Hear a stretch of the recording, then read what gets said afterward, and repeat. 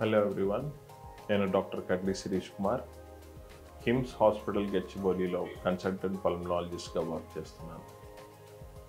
ఈ వీడియో ద్వారా మీ అందరికీ ఒక కామన్ కండిషన్ గురించి అవగాహన కల్పిద్దాం అనుకుంటున్నాను.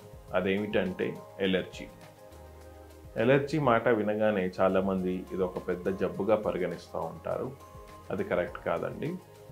ఎలర్జీ అంటే మన బాడీ అవసరానికంటే మించి స్పందించడం.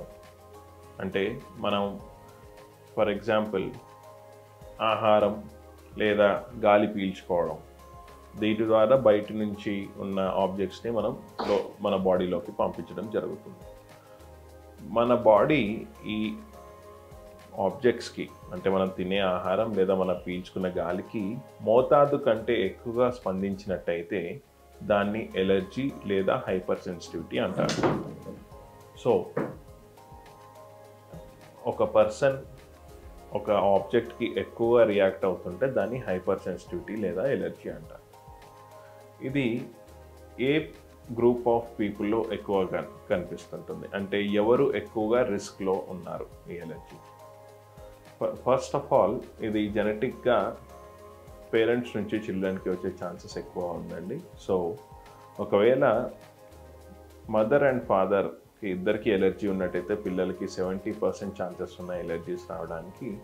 అలాగే మదర్ లేదా ఫాదర్ ఎవరికైనా ఒకరికి ఉన్నట్టయితే 50% ఛాన్సెస్ వాళ్ళ పిల్లలకి వచ్చే అవకాశం అయితే ఉంది.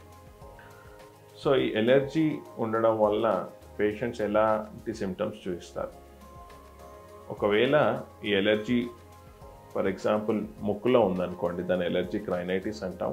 దీని ద్వారా పేషెంట్స్ తరచుగా జలుబు పడడం, ఊరికే ముక్కులు మూసుకుపోవడం, లేదా తరచుగా తుమ్ములు రావడం, రికరెంట్ స్నీజింగ్ అంటే ఒకేసారి 15-20 సార్లు తుమ్మడం. సో ఇలాంటి సిమ్టమ్స్తో బాధపడుతుంటారు. అలాగే ఈ పేషెంట్స్లో ఒకవేళ సైనసెస్లో కూడా సెక్రీషన్స్ కూలప్ అయిపోయి అవి ఇన్ఫెక్ట్ అయినట్టయితే కూడా సైనసైటిస్ కూడా రావచ్చు. సో ఇది ఎలర్జిక్ రైనోసైనసైటిస్గా మనం పరిగణిస్తాం. అండ్ ఇంకొంతమందికి లంగ్స్లో కూడా ఎలర్జీ రావచ్చు. ఇది ఎలర్జిక్ బ్రాంకైటిస్గా ఉండొచ్చు, లేదా ఈ ఎలర్జిక్ బ్రాంకైటిస్ ముదిరినట్టయితే ఆస్మాగా కూడా అది మారవచ్చు. ఇంకొక ఆర్గన్ ఏది ఇన్వాల్వ్ అయ్యి ఉంటుంది కామన్గా ఎలర్జీలు అంటే కళ్ళు, ఎలర్జిక్ కంజక్టివైటిస్ అంటాం. కొంతమంది పేషెంట్స్కి ఇవన్నీ కలిపి కూడా ఉండొచ్చు. ఎలర్జిక్ రైనైటిస్ ఉండొచ్చు, ఆస్తమా, ఎలర్జిక్ కంజక్టివిటీస్ అన్నీ కలిపి కూడా ఉండొచ్చు. కొంతమందికి ఏదైనా ఒక ఆర్గన్ అంటే నోస్ లేదా లంగ్స్ అట్లా సపరేట్ కూడా ఇన్వాల్వ్ అవ్వచ్చు. ఇది వచ్చిన సిమ్టమ్స్ ప్రకారం మీ డాక్టర్ గారు మీకు కావాల్సిన టెస్టులు రాసి అది ఎలర్జీ ఉందా లేదా అని నిర్ధారిస్తారు. సో ఇప్పుడు ట్రీట్మెంట్ ఆప్షన్స్ ఏముంటాయి?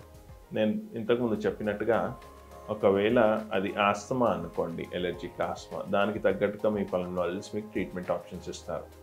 సో ఎలర్జీని తగ్గించడానికి చాలా మెడిసిన్స్ ఉంటాయి, టాబ్లెట్స్ రూపంలో అండ్ ఇన్హేలర్స్ రూపంలో. చాలామంది చేసే మిస్టేక్ ఏంటంటే ఈ టాబ్లెట్స్ లేదా ఇన్హేలర్స్ కొద్ది రోజులు వాడి మానేస్తుంటారు ఎలర్జీ తగ్గింది కదా అని.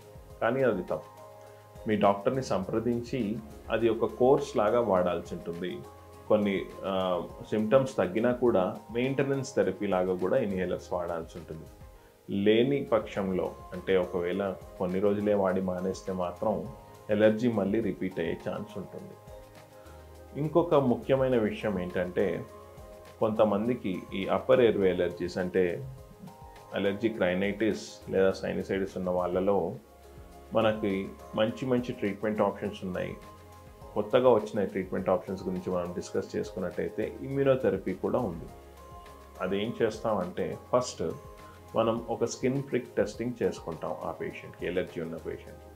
దాంట్లో ఏంటంటే ఒక పర్సన్కి తన చేతి పైన చిన్న ఎలర్జన్ డ్రాప్స్ వేసి తను ఏ ఆబ్జెక్ట్కి అయితే ఎలర్జీ ఉందో మనం కనుక్కుంటాం. ఫర్ ఎగ్జాంపుల్ తను డస్ట్ మైట్తో ఎలర్జీ వస్తుందా తనకి, లేదా తనకి కాక్రోచ్తో ఎలర్జీ వస్తుందా, పాలెన్ పుప్పొడితో ఎలర్జీ వస్తుందా.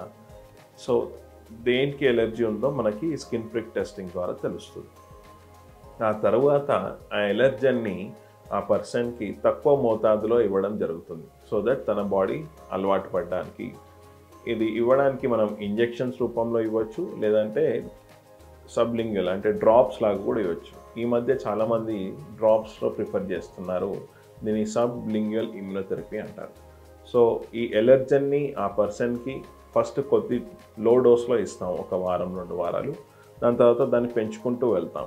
సో దట్ ఆ పర్సన్ ఆ సబ్స్టెన్స్కి అలవాటు పడిపోతాడు తన బాడీ.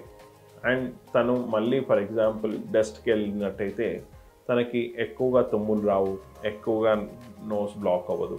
సో తన ఎలర్జీ తగ్గుముఖం పడుతుంది. దీన్ని ఇమ్యునోథెరపీ అంటాం. ఇమ్యునోథెరపీ చాలా కాలంగా ఉంది. అండ్ కాకపోతే ఈ ఇమ్యునోథెరపీ రిజల్ట్ రావడానికి మనం మినిమం 1 సంవత్సరం లేదా 2 సంవత్సరాలు ఇది వాడాల్సి ఉంటుంది. చాలా టైం తీసుకుంటుంది. అలాగే ఇమ్యునోథెరపీ వాడే టైంలో మిగతా ఎలర్జీ ట్యాబ్లెట్స్ కానివ్వండి, ఇన్హేలర్స్ కానివ్వండి కూడా కంటిన్యూ చేయాలి. ఫర్దర్ ఈ ఇమ్యునోథెరపీతో ఏమవుతుందంటే తనకి రికరెంట్ ఎలర్జీ అటాక్స్ రాకుండా అయితే మనం ప్రివెంట్ చేయవచ్చు. సో ఈ వీడియో ద్వారా నేనేం చెప్పాలనుకుంటున్నా అంటే ఎలర్జీ ఒక సామాన్యంగా మనం చూసే సమస్య. దీన్ని నెగ్లెక్ట్ చేసినట్టయితే ఇది సివియర్ ఎలర్జీగా మారుతుంది. అండ్ కరెక్ట్గా దీన్ని డయాగ్నోస్ చేసుకొని ఎర్లీ స్టేజెస్లో కంట్రోల్ చేసుకున్నట్టయితే ఇది వేరే అవయవాలకి పాకకుండా ఉంటుంది. సో అందరికీ ఎవరికైతే ఎలర్జీ ఉందో వాళ్ళు మీ పల్మనాలజిస్ట్ కలిసి ఒకసారి ఎలర్జీ ఎక్కడ ఉంది, దానికి ట్రీట్మెంట్ ఎలా వాడాలి, కొత్త ట్రీట్మెంట్ ఆప్షన్స్ ఏంటి కూడా తెలుసుకున్నట్టయితే మీకు మంచి రిజల్ట్స్ ఉంటాయి. Thank you.